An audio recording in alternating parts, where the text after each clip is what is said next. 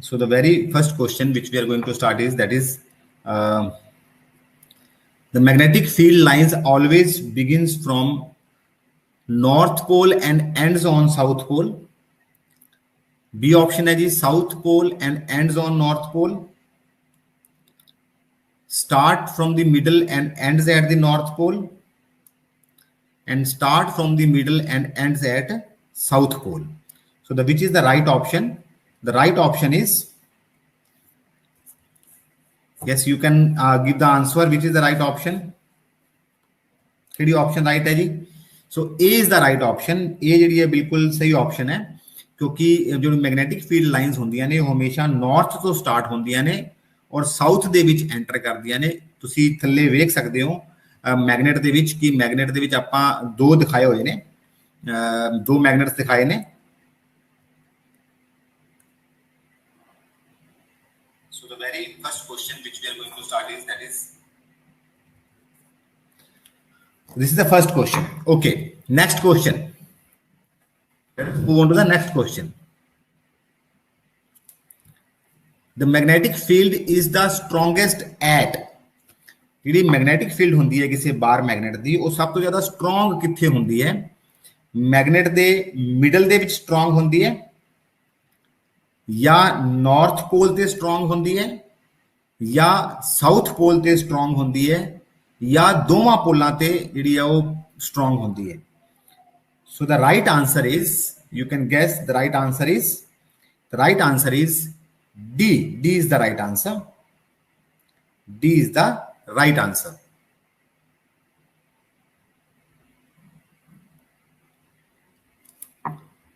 D is the right answer. So next question है जी, ਜਿਹੜੀ magnet ਦੀ ਜਿਹੜਾ ਕੋਰ ਹੁੰਦੀ ਹੈ, ਤਾਂ ਮਟੀਰੀਅਲ, ਜਿਸ ਚੀਜ਼ ਦਾ ਮਟੀਰੀਅਲ ਬਣਿਆ ਹੁੰਦਾ ਹੈ ਉਹ ਕਿਸ ਚੀਜ਼ ਦਾ ਬਣਿਆ ਹੁੰਦਾ ਹੈ? ਮੈਗਨੇਟ ਜੋ ਹੈ ਉਹ ਕਿਸ ਮਟੀਰੀਅਲ ਨਾਲ ਬਣੀ ਹੁੰਦੀ ਹੈ? ਮੈਗਨੇਟ ਕਿਸ ਮਟੀਰੀਅਲ ਨਾਲ ਬਣਿਆ ਹੁੰਦਾ ਹੈ? ਮਟੀਰੀਅਲ ਜਿਹੜਾ ਹੈ ਉਹ ਬਣਿਆ ਹੁੰਦਾ ਹੈ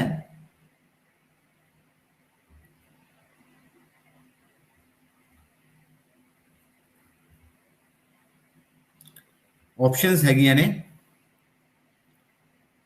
ऑप्शंस ने अपने कोले।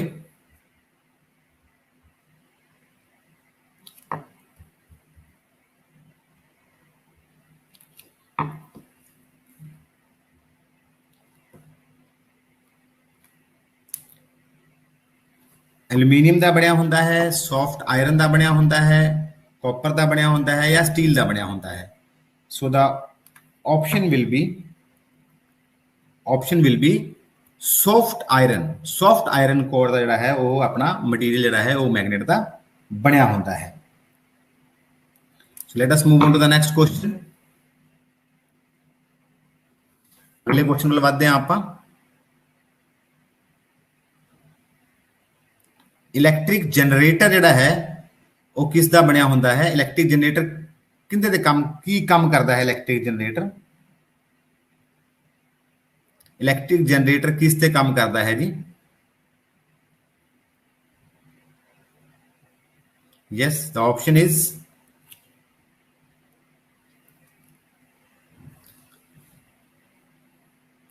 electric generator actually acts as a source of electric charge, source of a neat energy. It's an electromagnet, a converter of energy. So इसका ਜਿਹੜਾ आंसर आएगा वो आएगा अपने कोले की आंसर आएगा? The answer will be converter of energy, converter of energy.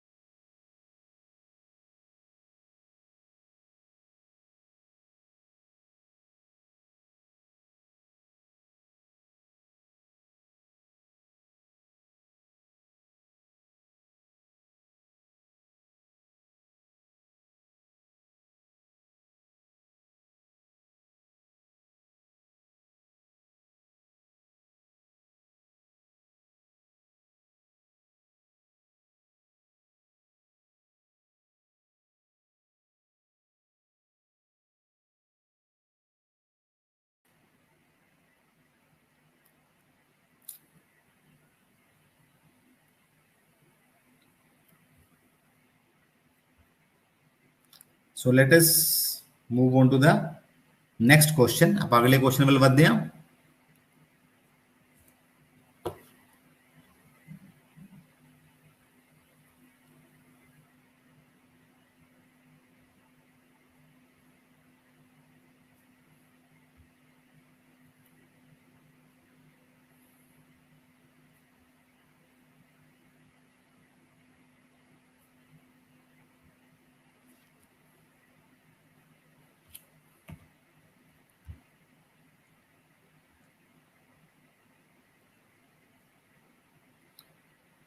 The direction of induced current. The direction of induced current is given by ਜਿਹੜਾ ਕਰੰਟ ਪੈਦਾ ਹੁੰਦਾ ਹੈ ਉਹਦੀ ਡਾਇਰੈਕਸ਼ਨ ਕਿਹੜੇ ਨਿਯਮ ਨਾਲ ਦਿੱਤੀ ਜਾਂਦੀ ਹੈ ਜਦੋਂ ਆਪਾਂ ਕਿਸੇ ਮੈਗਨੇਟ ਨੂੰ ਕਿਸੇ ਮੂਵ ਕਰਵਾਉਂਦੇ ਆ ਕਿਸੇ ਕੋਇਲ ਦੇ ਵਿੱਚ ਤਾਂ ਕਿਹੜਾ ਜਿਹੜਾ ਹੈ ਯੂਜ਼ ਹੁੰਦਾ ਹੈ ਆਪਣੇ ਕੋਲੇ। ਉਹ ਹੈ ਜੀ ਆਪਣੇ ਕੋਲੇ ਫਲੈਮਿੰਗ ਦੇ ਸੱਜੇ ਹੱਥ ਦਾ ਨਿਯਮ, ਫਲੈਮਿੰਗ ਦੇ ਖੱਬੇ ਹੱਥ ਦਾ ਨਿਯਮ ਜਾਂ ਸੱਜੇ ਹੱਥ ਦਾ ਅੰਗੂਠਾ ਨਿਯਮ ਜਾਂ ਖੱਬੇ ਹੱਥ ਦਾ ਅੰਗੂਠਾ ਨਿਯਮ। ਸੋ इसका आंसर आएगा Fleming's right hand rule. Fleming's right hand rule आएगा, फ्लेमिंग्स राइट हैंड रूल।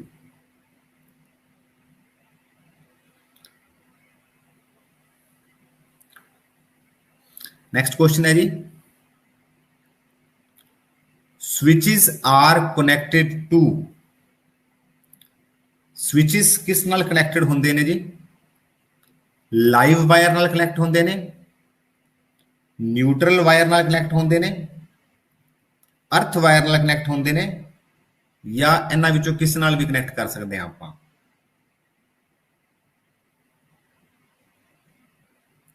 सो इसका आंसर आएगा जी A. A is the right answer. A नाल कनेक्ट होंदे ने जी, लाइव वायर नाल कनेक्ट होंदे ने। So A is the right answer. A is the right answer. Let us move on to the next question. ਆਪਾਂ ਅਗਲੇ क्वेश्चन ਵੱਲ ਵਧਦੇ ਹਾਂ। The most important safety method used for protecting home appliances from short circuiting. ਅਗਰ ਆਪਾਂ ਆਪਣੇ ਘਰ ਨੂੰ ਸ਼ਾਰਟ ਸਰਕਟ ਤੋਂ ਜਾਂ ਓਵਰਲੋਡਿੰਗ ਤੋਂ ਬਚਾਉਣਾ ਹੋਵੇ ਤਾਂ ਆਪਾਂ ਨੂੰ ਇਹਨਾਂ ਵਿੱਚੋਂ ਕਿਹੜਾ ਮੈਥਡ ਯੂਜ਼ ਕਰਨਾ ਚਾਹੀਦਾ ਹੈ? ਆਪਾਂ ਨੂੰ ਘਰ ਦੀ ਅਰਥਿੰਗ ਕਰਵਾਉਣੀ ਚਾਹੀਦੀ ਹੈ, ਯੂਜ਼ ਆਫ ਸਟੈਪਲਾਈਜ਼ਰਸ ਕਰਨਾ ਚਾਹੀਦਾ ਹੈ, यूज ऑफ फ्यूज या यूज ऑफ इलैक्ट्रिक मीटर। देखो इत्थे सीधी जी गल है, अर्थिंग जिहड़ी हुंदी है वो आपां नूं शॉर्ट सर्किट तो नहीं बचाती। अर्थिंग आपां नूं उसका कोई होर यूज होंदा है। स्टैपलाइजर जिहड़ा हुंदा है वोल्टेज नूं रेगुलेट करदा है। सो फ्यूज जिहड़ा है, I think fuse is the most suitable answer. जिहड़ा सी है use of fuse is the right answer. जिहड़ा फ्यूज है वो राइट आंसर हैगा। सो अपने घर के भी जी है सेफ्टी मेजर, वैसे अगर सारे अपने सेफ्टी मेजर्स है ने, बट ये जोड़ा है अपने को फ्यूज जोड़ा है वो ज़्यादा सब तो इंपॉर्टेंट सेफ्टी मेजर है अपने को। Most important safety. अगे चलते हैं जी नेक्स्ट क्वेश्चन। आ देखो अपना हॉर्स शू टाइप मैग्नेट आ गया ना जी। The best material to make permanent magnet is. ਆਪਾਂ ਨੂੰ परमानेंट मैग्नेट बनाने वास्ते इन्हां विचों बेस्ट मटीरियल किहड़ा है? Which one is the best material? Best material किहड़ा इन्हां विचों जी? एल्यूमीनियम बेस्ट मटीरियल है या सॉफ्ट आयरन बेस्ट मटीरियल है या कॉपर है या एल्निको? सो अगर आप परमानेंट मैग्नेट्स बनाने ने तो इसका जिहड़ा आंसर आएगा वो आंसर आएगा डी, एल्निको। हुण एल्निको की चीज होंदी है? Alnico is the combination of तीन तरह की चीज़ों का कॉम्बिनेशन होता है। एल का मतलब होता है एल्यूमीनियम, एनआई का मतलब होता है निकल, सीओ का मतलब होता है कोबाल्ट। सो तीनों को मिला के एक समझ लो मिश्र धात बनाई जाती है, एक अलॉय बनाया जाता है। वो जो अलॉय है वो अलॉय जो है वो परमानेंट मैग्नेट बनाने के सब तो ज़्यादा वधिया यूज होता है अपने को। So alnico is the right answer. Alnico इसका आंसर आएगा एल्निको। अगे बढ़ते हैं जी नेक्स्ट क्वेश्चन। ये क्वेश्चन भी बड़ा इंटरेस्टिंग है जी अपने को। the strength of the magnetic field between the poles of electromagnet would be unchanged. इलैक्ट्रोमैगनेट ਕਿਹੜਾ ਹੁੰਦਾ ਹੈ? ਇਲੈਕਟ੍ਰੋਮੈਗਨੇਟ ਉਹ ਮੈਗਨੇਟ ਹੁੰਦਾ ਹੈ ਜਿਹੜਾ ਬਿਜਲੀ ਨਾਲ ਕੰਮ ਕਰਦਾ ਹੈ। ਕਹਿੰਦਾ ਉਹਦੇ ਨਾਲ ਇਹਨਾਂ ਵਿੱਚੋਂ ਵੀ ਆਪਾਂ ਚਾਹੁੰਦੇ ਹਾਂ ਵੀ ਉਹਦੀ ਸਟਰੈਂਥ ਚੇਂਜ ਨਾ ਹੋਵੇ, ਤਾਂ ਕਿਹਦੇ ਨਾਲ ਫਰਕ ਪਏਗਾ? ਉਹਦੀ ਸਟਰੈਂਥ ਆਪਾਂ ਚਾਹੁੰਦੇ ਵੀ ਚੇਂਜ ਨਾ ਹੋਵੇ। ਸੋ ਪਹਿਲਾਂ ਕਰੰਟ, ਜੇ ਆਪਾਂ ਕਰੰਟ ਵਧਾ ਦਈਏ ਫਿਰ ਤਾਂ ਨੈਚੁਰਲੀ ਵਧੂਗਾ। ਇਹ ਤਾਂ ਇਹ ਆਪਸ਼ਨ ਤਾਂ ਨਹੀਂ ਹੈਗੀ ਆਪਣੇ ਕੋਲ, ਸਹੀ ਆਪਸ਼ਨ ਨਹੀਂ ਹੈਗੀ ਇਹ। ਜੇ ਆਪਾਂ ਡਾਇਰੈਕਸ਼ਨ ਚੇਂਜ ਕਰ ਦਈਏ, हाँ अगर आप डायरेक्शन चेंज कर दिए तो डायरेक्शन चेंज करने की होएगा, उसके पोल बदल जाएंगे पर उसकी स्ट्रेंथ में कोई फर्क नहीं पएगा। सो इस क्वेश्चन का जो आंसर है वो आएगा बी, डायरेक्शन ऑफ करंट। तुम डायरेक्शन चेंज कर दो नो प्रॉब्लम, उसके नाल स्ट्रेंथ ते फर्क नहीं पएगा। हाँ उसके नाल पोल बदल जाएंगे, जो नॉर्थ पोल से वो साउथ बन जाएगा, जो साउथ पोल है वो नॉर्थ बन जाएगा, बट स्ट्रेंथ सेम रहेगी। So B is the right answer. जब आप डिस्टेंस बढ़ा देंगे पोल के तां भी गड़बड़ हो जाएगा, मटीरियल चेंज कर देंगे तां भी स्ट्रेंथ फर्क पै जाएगा, करंट नाल भी फर्क पै जाएगा। So answer will be direction, B is the right answer. So B बिल्कुल जो है वो सही आंसर होएगा अपने को। So let us move on to the next question. आप अगले क्वेश्चन वाले बात हैं। This is also a very interesting question, बड़ा इंटरेस्टिंग क्वेश्चन है ये भी। Magnetic field is a dash quantity. Magnetic field की डैश क्वांटिटी है। ए स्केलर क्वांटिटी है, बी वेक्टर क्वांटिटी है, C both scalar and vector, D can't say. देखो scalar quantity की होंदी है, स्केलर क्वांटिटी वो क्वांटिटी होंदी है जिहड़ी जिसकी सिर्फ मैग्नीट्यूड होता है, डायरेक्शन नहीं होती। वैक्टर क्वांटिटी केड़ी होंदी है? वैक्टर क्वांटिटी वो क्वांटिटी होंदी है जिसकी डायरेक्शन भी होंदी है और मैग्नीट्यूड भी होता है। सो इत्थे उसने क्वेश्चन पूछा है, क्वेश्चन उसने इत्थे ये पूछा है कि मैग्नेटिक फील्ड की है। What is magnetic field? Magnetic field की स्केलर क्वांटिटी है, मैग्नेटिक फील्ड की वैक्टर क्वांटिटी है, या दोनों ही है स्केलर और वैक्टर, या कांट से। देखो ਜਿਹੜਾ मैग्नेटिक फील्ड होंदी है उसकी मैग्नीट्यूड भी होंदा है, उसकी डायरेक्शन भी होंदी है। इस करके ਜਿਹੜਾ अपने कोले ये ਜਿਹੜਾ है अपने कोले इसका आंसर आएगा। इसका आंसर की आएगा अपने कोले? Answer will be definitely vector. B is the right answer. The B है वो राइट आंसर अपने कोले, B is the right answer. So vector quantity है जी, बिल्कुल मैनू ऑप्शंस आ रहे हैं जी, वेक्टर क्वांटिटी बी है अपने कोले जी। चलो अगे बढ़ते हैं क्वेश्चन नंबर 12 ਦੇ ਵਿੱਚ 12वें क्वेश्चन ਤੇ ਚੱਲਦੇ ਹਾਂ ਆਪਾਂ। What is the pattern of magnetic field lines due to a straight conductor? अगर अपने कोले एक सीधा कंडक्टर होवे, सीधा चालक होवे, स्ट्रेट चालक होवे, सीधी तार होवे, जिवें उदाहरण के तौर पे अगर अपने कोले ये जिहड़ी तार हैगी है ये स्ट्रेट तार होवे एक, और आपां इस तार दे नाल की करिए, इस तार दे विच आपां अगर मैग्नेटिक फील्ड यदि ड्रॉ करिए तो मैग्नेटिक फील्ड किस तरह की आएगी? तो मैग्नेटिक फील्ड डेफिनेटली किस तरह की आएगी? सर्कुलर आएगी जी, गोलाकार कंसेंट्रिक सर्कल आएंगे, ऐ करके गोल गोल आएगी। और स्ट्रेट तो नहीं आएगी मैग्नेटिक फील्ड जी, इलिप्टिकल अंडाकार भी नहीं आएगी। कुछ कह नहीं सकते, कह तो सकते हैं जी आप, बिल्कुल क्यों नहीं कह सकते? तो definitely the answer will B circular. Circular इसका आंसर आएगा, definitely circular is the right answer. बहुत सारे बच्चों ने ये ऑप्शन का जवाब दिता है, सो बिल्कुल सही है जी अपने को। गुड, अगे चलते हैं जी आप नैक्सट क्वेश्चन से बात हैं जी 13वें क्वेश्चन के उत्ते। पढ़ो जी क्वेश्चन नू। Identify the instrument shown below. थल्ले एक इंस्ट्रूमेंट तुहानूं दिखाया गया है जी, तुसीं इस इंस्ट्रूमेंट नू आइडेंटिफाई करना है, आइडेंटिफाई करने की कोशिश करनी है जी। सो ये वोल्ट मीटर है जी, एमीटर है, सोलेनॉइड है, या बैटरी एलिमिनेटर है। सो वोल्ट मीटर तो नहीं है जी, वोल्ट मीटर का वोल्टेज मापन के काम आता है। वो तो वोल्ट मीटर का कुछ इस तरह का होंदा है, कुछ इस तरह का इंस्ट्रूमेंट होंदा है जी। एमीटर भी इस तरह का होंदा है। एमीटर और वोल्ट मीटर से यही फर्क होंदा है कि उत्थे इत्थे ए लिखा होया है, उन्होंने वोल्ट मीटर से बी लिखा होएगा। सो डेफिनेटली ये वोल्ट मीटर एमीटर तो नहीं हैगा। बैटरी एलिमिनेटर भी नहीं हैगा, क्योंकि बैटरी एलिमिनेटर कुछ इस तरह का होंदा है। बैटरी एलिमिनेटर कुछ इस तरह का होंदा है, ये बैटरी होंदा है, बैटरी एसी नू डीसी बदल देता है। सो बैटरी एलिमिनेटर भी नहीं हैगा। तो किहड़ी ऑप्शन बचदी है अपने कोले? सोलेनॉइड। सो इसका आंसर आएगा सोलेनोइड। सोलेनोइड कुंडली होंगी है एक एक समझ लो तार का एक ना स्प्रिंग टाइप बनाई होंगी है। ये सोलेनोइड काम की आता है, सोलेनोइड नाल फिर आपां की कर सकते हैं, ਜਦੋਂ ਇਹਦੇ ਵਿੱਚ ਆਪਾਂ ਕਰੰਟ ਪਾਸ ਕਰਾਵਾਂਗੇ ਤਾਂ ਬਿਲਕੁਲ ਕਿਵੇਂ ਬਿਹੇਵ ਕਰੇਗਾ, ਜਿਵੇਂ ਇੱਕ ਮੈਗਨੇਟ ਬਿਹੇਵ ਕਰਦਾ ਹੈ ਉਵੇਂ ਬਿਹੇਵ ਕਰੇਗਾ। ਸੋ ਇਸ ਦਾ ਆਨਸਰ ਆਏਗਾ ਜੀ ਆਪਣੇ ਕੋਲੇ solenoid is the right answer, C is the right answer, C सही है जी इसका answer. So it is a very good question जी, सोलेनोइड इसका आंसर है जी। हाँ जी आगे देखो जी, this is also a very interesting and very important question, बड़ा अच्छा इंटरेस्टिंग क्वेश्चन है जी अपने को। ਇੱਥੇ ਵੀ ਆਪਾਂ ਇੰਸਟਰੂਮੈਂਟ ਨੂੰ ਆਇਡੈਂਟੀਫਾਈ ਕਰਨਾ ਹੈ ਜੀ, ਆਪਾਂ ਆਇਡੈਂਟੀਫਾਈ ਕਰਾਂਗੇ ਆਪਾਂ। ਸੋ ਦੇਖੋ ਜਿਹੜਾ ਡਾਇਗਰਾਮ ਨੂੰ ਕੀ ਹੈ ਜੀ, ऑप्शंस है जी, कि ये जनरेटर है, कि ये मोटर है, कि ये सोलेनोइड है, या ये बैटरी है। देखो सोलेनोइड तो नहीं हो सकता, सोलेनोइड तो आप पिछले क्वेश्चन के वेख्या ही है होने ना, सोलेनोइड तो नहीं है इसका आंसर डेफिनेटली। बैटरी भी नहीं हैगी, बैटरी तुहानूं दिखाई है पिछे, बैटरी एलिमिनेटर भी तुहानूं दिखाई है मैं, बैटरी एलिमिनेटर भी नहीं हैगा ये। फिर रहेगा जी अपने को जनरेटर एंड मोटर, इन्हां विचों एक हो सकता है, या तो ये जनरेटर है या ये मोटर है। हुण आपां नूं पता किवें लगेगा कि जनरेटर है या मोटर है, दोनों का ना बिल्कुल सेम जिहा ही हुंदा है, लगभग कंस्ट्रक्शन दोनों की लगभग सेम जी होंदी है, कोई ज़्यादा फर्क नहीं होता दोनों के विचकार। पर इत्थे आपां नूं आइडेंटिफाई आपां एवें कर पावांगे क्योंकि इत्थे जिहड़ा है एक तुहानूं प्लस माइनस विखाया होया है, तुसीं देखो इत्थे ये प्लस माइनस, इत्थे जी ये प्लस माइनस है अपने कोले।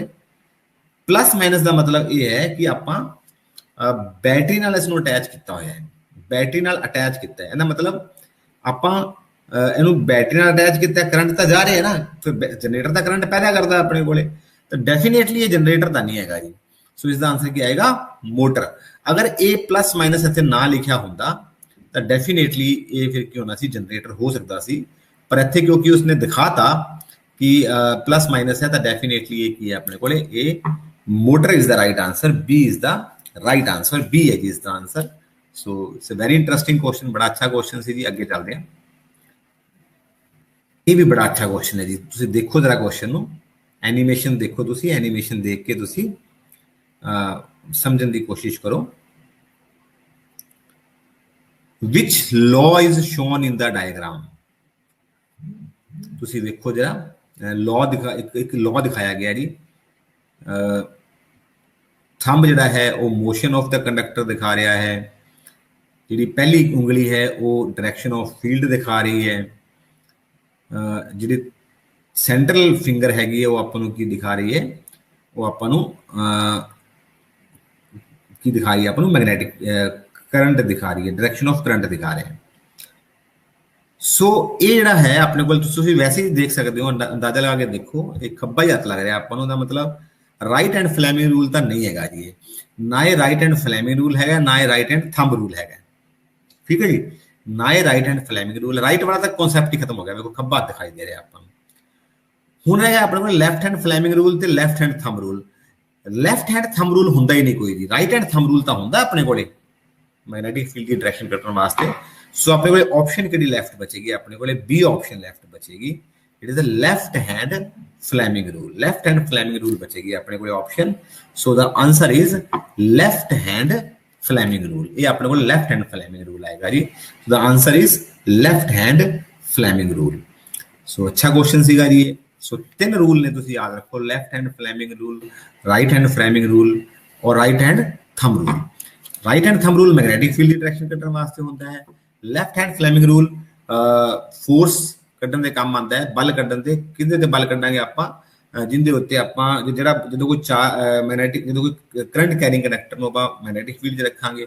और राइट हैंड फ्लैमिंग रूल कित्थे काम आंदा है, जदों आपां इंड्यूस्ड करंट, जदों करंट पैदा करदे आ तां करंट दी डायरेक्शन कड्ढण दे काम आंदा है। So answer is the left hand Fleming rule. So question number 15वां सी अपने कोले जी। अगे चलदे हां।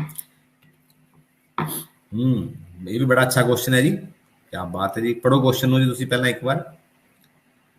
कहंदा है कि अगर आपां एक सॉफ्ट आयरन पीस नूं धरती दे अंदर नॉर्थ साउथ डायरेक्शन विच दबा दईए, क्वेश्चन नूं समझो कितना वधिया क्वेश्चन है। देखो जी, अगर आपां तुसीं सुनो क्वेश्चन नूं, अगर आपां ਇੱਕ ਸੌਫਟ ਆਇਰਨ ਪੀਸ ਨੂੰ ਧਰਤੀ ਦੇ ਅੰਦਰ ਦਬਾ ਦਈਏ ਨਾਰਥ ਸਾਊਥ ਡਾਇਰੈਕਸ਼ਨ ਦੇ ਵਿੱਚ ਤਾਂ ਕੀ ਹੋਏਗਾ? ਥੋੜੇ ਦਿਨਾਂ ਵਾਸਤੇ ਦਬਾ ਦਈਏ, ਥੋੜੇ ਟਾਈਮ ਵਾਸਤੇ, ਥੋੜਾ ਮਤਲਬ ਐ ਨਹੀਂ ਵੀ ਦਬਾ ਕੇ ਨਾਲ ਕੱਢ ਲਿਆ ਬਾਹਰ, ਆਪਾਂ ਦਬਾ ਕੇ ਉਸਨੂੰ ਛੱਡਣਾ ਪਏਗਾ ਥੋੜੇ ਟਾਈਮ ਦੇ ਵਾਸਤੇ ਆਪਾਂ ਨੂੰ। ਸੋ ਕੀ ਹੋਏਗਾ? It will acquire properties of magnet, ਇਹ ਮੈਗਨੇਟ ਦੇ ਗੁਣ ਅਖਤਿਆਰ ਕਰ ਲੇਗਾ, ਪ੍ਰਾਪਤ ਕਰ ਲਵੇਗਾ। It will behave like an insulator, iron ਵੈਸੇ ਕੰਡਕਟਰ ਹੁੰਦਾ ਹੈ, ਚਾਲਕ ਹੁੰਦਾ ਹੈ, ਤਾਂ ਇਹ ਚਾਲਕ ਦੀ ਤਰ੍ਹਾਂ ਹੀ ਵਿਵਹਾਰ ਕਰੇਗਾ ਹਮੇਸ਼ਾ। ਇਟਸ ਪ੍ਰੋਪਰਟੀ ਵਿਲ ਨॉट ਚੇਂਜ, ਜਾਂ ਕੁਝ ਵੀ ਨਹੀਂ ਹੋਏਗਾ, ਜਾਂ ਕੁਝ ਵੀ ਨਹੀਂ ਕਹਿ ਸਕਦੇ ਆਪਾਂ, ਵੀ ਕਾਂਟ ਸੇ ਐਨੀਥਿੰਗ, ਆਪਾਂ ਕੁਝ ਵੀ ਨਹੀਂ ਕਹਿ ਸਕਦੇ। ਸੋ ਆਏਗਾ ਜੀ ਆਪਸ਼ਨਸ ਹੈਗੀਆਂ ਨੇ, it will acquire properties of magnet. ਅਗਰ ਆਪਾਂ ਇੱਕ ਲੋਹੇ ਦੇ ਟੁਕੜੇ ਨੂੰ ਧਰਤੀ ਦੇ ਵਿੱਚ ਦਬਾ ਦੇਈਏ ਨਾਰਥ ਸਾਊਥ ਡਾਇਰੈਕਸ਼ਨ ਦੇ ਵਿੱਚ, ਤਾਂ ਤੁਹਾਨੂੰ ਹੈਰਾਨੀ ਹੋਏਗੀ ਜਾਣ ਕੇ ਕਿ ਇਹ ਜਿਹੜਾ ਲੋਹੇ ਦਾ ਟੁਕੜਾ ਹੈ ਇਹ ਵੀ ਇੱਕ ਮੈਗਨੇਟ ਦੀ ਤਰ੍ਹਾਂ ਬਿਹੇਵ ਕਰਨਾ ਸ਼ੁਰੂ ਕਰ ਦੇਗਾ। ਕਿਉਂ ਕਰਨਾ ਸ਼ੁਰੂ ਕਰ ਦੇਗਾ? ਰੀਜ਼ਨ ਵੀ ਦੇਖ ਲਈਏ ਆਪਾਂ। ਕਿਉਂਕਿ ਧਰਤੀ ਵੀ ਆਪਣੇ ਆਪ ਦੇ ਵਿੱਚ ਇੱਕ ਮੈਗਨੇਟ ਹੈ। ਆਪਾਂ ਨੂੰ ਪਤਾ ਹੈ ਜਦੋਂ ਆਪਾਂ ਇੱਕ ਮੈਗਨੇਟ ਦੇ ਨਾਲ ਕੋਈ ਚੀਜ਼ ਰੱਖਦੀ ਹੈ, ਲੋਹੇ ਨੂੰ ਚਿਪਕਾ ਕੇ ਰੱਖਦੀ ਹੈ ਥੋੜੇ ਟਾਈਮ ਦੇ ਵਾਸਤੇ, ਇਹ ਮੇਰੇ ਕੋਲ ਇੱਕ ਬਾਰ ਮੈਗਨੇਟ ਹੈਗਾ, ਅਗਰ ਮੈਂ ਇਸ ਦੇ ਨਾਲ ਲੋਹੇ ਦੇ ਅਗਰ ਮੈਂ ਰੱਖ ਦੇਵਾਂ ਕੁਝ ਚਿਪਕਾ ਕੇ ਕੋਈ ਚੀਜ਼, ਤਾਂ ਥੋੜੇ ਦਿਨਾਂ ਬਾਅਦ, ਥੋੜੀ ਦੇਰ ਬਾਅਦ ਉਹ ਵੀ ਚੁੰਬਕ ਦੀ ਤਰ੍ਹਾਂ ਵਿਵਹਾਰ ਕਰਨਾ ਸ਼ੁਰੂ ਕਰ ਦਿੰਦੀ ਹੈ। ਹੁਣ ਕਿਉਂਕਿ ਧਰਤੀ ਵੀ ਇੱਕ ਮੈਗਨੇਟ ਹੈ, ਔਰ ਧਰਤੀ ਦੇ ਵਿੱਚ ਆਪਾਂ ਦਬਾਵਾਂਗੇ ਤਾਂ ਡੈਫੀਨੇਟਲੀ ਕੀ ਹੋਏਗਾ? ਉਹ ਵੀ ਇੱਕ ਮੈਗਨੇਟ ਦੀ ਤਰ੍ਹਾਂ ਵਿਵਹਾਰ ਕਰਨਾ ਸ਼ੁਰੂ ਕਰ ਦੇਗਾ। ਸੋ ਇਸ ਦਾ ਆਂਸਰ ਆਏਗਾ ਏ, ਡੈਫੀਨੇਟਲੀ ਏ ਇਸ ਦਾ ਆਂਸਰ ਆਏਗਾ ਕਿ ਉਹ ਮੈਗਨੇਟ ਦੀਆਂ ਪ੍ਰੋਪਰਟੀਜ਼ ਕੀ ਕਰ ਲੇਗਾ? ਐਕਵਾਇਰ ਕਰ ਲੇਗਾ ਜੀ। ਅੱਗੇ ਚੱਲਦੇ हैं जी। This is also a very good question, ये भी बड़ा अच्छा क्वेश्चन है जी, बहुत ही अच्छा क्वेश्चन है। कहना when A bar magnet is broken into two pieces, अगर ਆਪਾਂ ਇੱਕ ਬਾਰ ਮੈਗਨੇਟ ਨੂੰ ਦੋ ਟੁਕੜਿਆਂ ਦੇ ਵਿੱਚ ਤੋੜ ਦੇਂਗੇ, ਅਗਰ ਮੈਂ ਇਸ ਨੂੰ ਤੋੜ ਦੇਵਾਂ, ਇਸ ਮੈਗਨੇਟ ਨੂੰ ਤੋੜ ਦੇਵਾਂ, ਇਹ ਤੋੜ ਕੇ ਦੋ ਟੁਕੜੇ ਕਰ ਲਵਾਂ, ਇਹ ਦੋ ਟੁਕੜੇ ਕਰ ਲਵਾਂ, ਔਰ ਦੋ ਟੁਕੜੇ ਕਰਨ ਤੋਂ ਬਾਅਦ ਫਿਰ ਕੀ ਹੋਏਗਾ? ਕਹਿੰਦਾ we will have a single pole on the each piece, ਆਪਣੇ ਕੋਲ ਇੱਕੋ ਹੀ ਪੋਲ ਬਚ, ਦੇਖੋ ਇਹ ਦੋ ਪੋਲ ਹੁੰਦੇ ਨੇ ਜੀ, ਇੱਕ ਨਾਰਥ ਪੋਲ ਹੈ, ਇੱਕ ਸਾਊਥ ਪੋਲ ਹੈ। ਅਗਰ ਇਹਨੂੰ ਤੋੜ ਦਾਂਗੇ ਆਪਾਂ ਤਾਂ ਕਹਿੰਦਾ ਕੀ ਹੋਏਗਾ ਕਿ ਇੱਕ ਪੋਲ ਰਹਿ ਜਾਊਗਾ ਦੋਨਾਂ ਪਾਸੇ, ਜਾਂ ਈਚ ਪੀਸ ਵਿਲ ਹੈਵ ਟੂ ਅਨਲਾਈਕ ਪੋਲ, ਜਾਂ ਦੋਨਾਂ ਦੇ ਜਿਹੜੇ ਦੋ ਟੁਕੜੇ ਬਣਨਗੇ ਆਪਣੇ ਕੋਲੇ ਉਹਨਾਂ ਦੇ ਦੋ ਪੋਲ ਬਣ ਜਾਣਗੇ, ਨਾਰਥ ਸਾਊਥ ਅਲੱਗ-ਅਲੱਗ, ਜਾਂ ਦੋਨਾਂ ਦੇ ਇੱਕੋ ਵਰਗੇ ਦੋ ਪੋਲ ਬਣ ਜਾਣਗੇ, ਜਾਂ ਇਹਨਾਂ ਵਿੱਚੋਂ ਕੁਝ ਵੀ ਨਹੀਂ ਹੋਏਗਾ। ਸੋ ਤੁਹਾਨੂੰ ਮੈਂ ਦੱਸ ਦਵਾਂ, कोई भी मैग्नेट है उसके हमेशा ही दो पोल होंगे ने जी, हमेशा ही। तो अगर आप इसको तोड़ देवांगे, अगर आप इसको टुकड़े कर देवांगे आप, तो डेफिनेटली व्हाट विल हैपन, की होएगा? ये टूट जाएगा अपने कोले, और इसके दो टुकड़े हो जाएंगे अपने कोले, और तो ये दो मैग्नेट की तरह बिहेव करेगा, दो मैग्नेट की तरह बिहेव करेगा।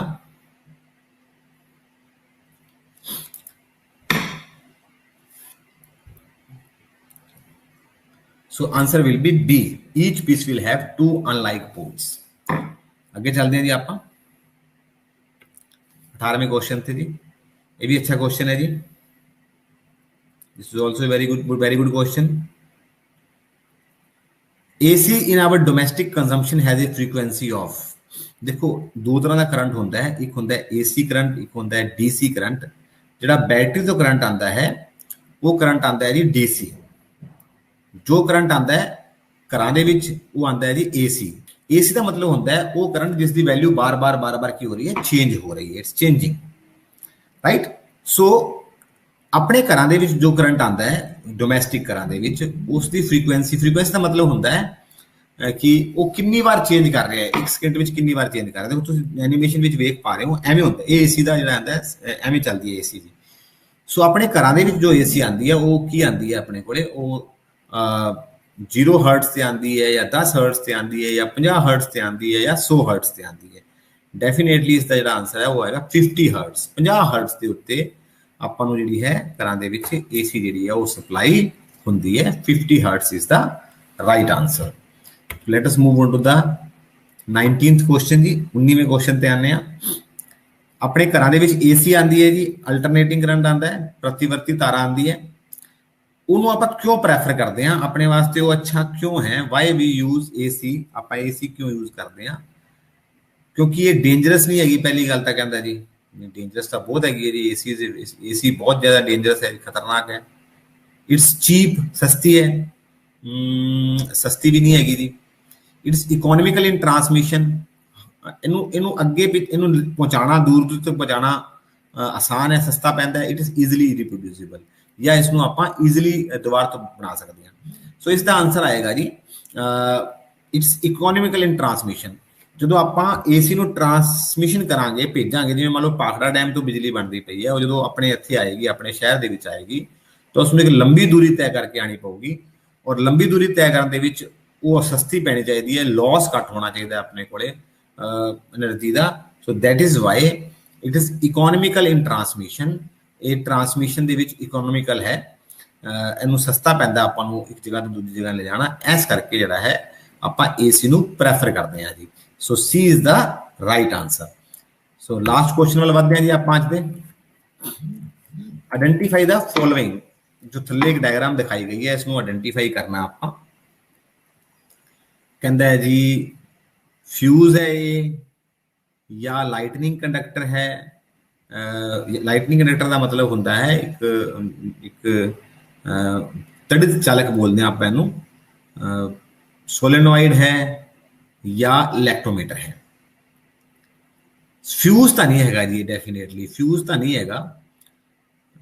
ਇਹ ਫਿਊਜ਼ ਹੁੰਦਾ ਹੈ ਜਿਹੜਾ ਆਪਣਾ ਆਪਾਂ ਨੂੰ ਆਪਣੀ ਇਲੈਕਟ੍ਰਿਸਿਟੀ ਆਪਣੇ ਇੰਸਟਰੂਮੈਂਟਸ ਨੂੰ ਬਚਾਉਂਦਾ ਹੈ, ਉਹ ਤਾਂ ਨਹੀਂ ਹੈਗਾ ਜੀ ਇਹ।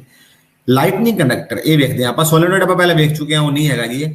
ਲੈਕਟੋਮੀਟਰ ਦਾ ਮਤਲਬ ਹੁੰਦਾ ਹੈ ਜਿਹੜਾ ਦੁੱਧ ਦੀ ਪਿਓਰਿਟੀ ਨੂੰ ਚੈੱਕ ਕਰਦੇ ਹਾਂ, ਤਾਂ ਦੁੱਧ ਦੀ ਪਿਓਰਿਟੀ ਤਾਂ ਇਹਦੇ ਨਾਲ ਲੱਗੀ ਦੁੱਧ ਦੀ ਪਿਓਰਿਟੀ ਚੈੱਕ ਹੋਏਗੀ, ਕਿਉਂਕਿ ਆਪਾਂ ਚੈਪਟਰ ਕਿਹੜਾ ਕਰਦੇ ਪਏ ਹਾਂ, ਮੈਗਨੈਟਿਕ ਫੀਲਡ ਵਾਲਾ ਕਰਦੇ ਪਏ ਹਾਂ, ਦੁੱਧ ਵਾਲਾ ਤਾਂ ਕਨਸੈਪਟ ਨਹੀਂ ਆਉਂਦਾ ਪਿਆ ਇੱਥੇ ਆਪਣੇ ਕੋਲੇ।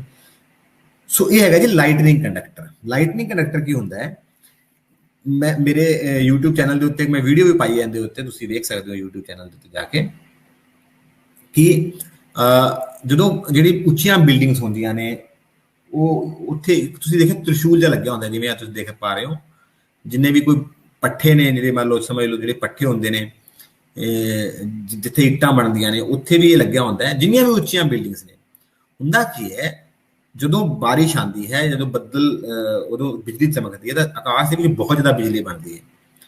ਹੁਣ ਉਹ ਬਿਜਲੀ ਅਗਰ ਗਿਰ ਗਈ ਆਪਣੇ ਘਰ ਦੇ ਉੱਤੇ, ਆਪਣੀ ਬਿਲਡਿੰਗ ਦੇ ਉੱਤੇ, ਤਾਂ ਉਹ ਬੜੀ ਖਤਰਨਾਕ ਹੋ ਜਾਏਗੀ, ਆਪਾਂ ਨੂੰ ਨੁਕਸਾਨ ਪਹੁੰਚਾ ਸਕਦੀ ਹੈ।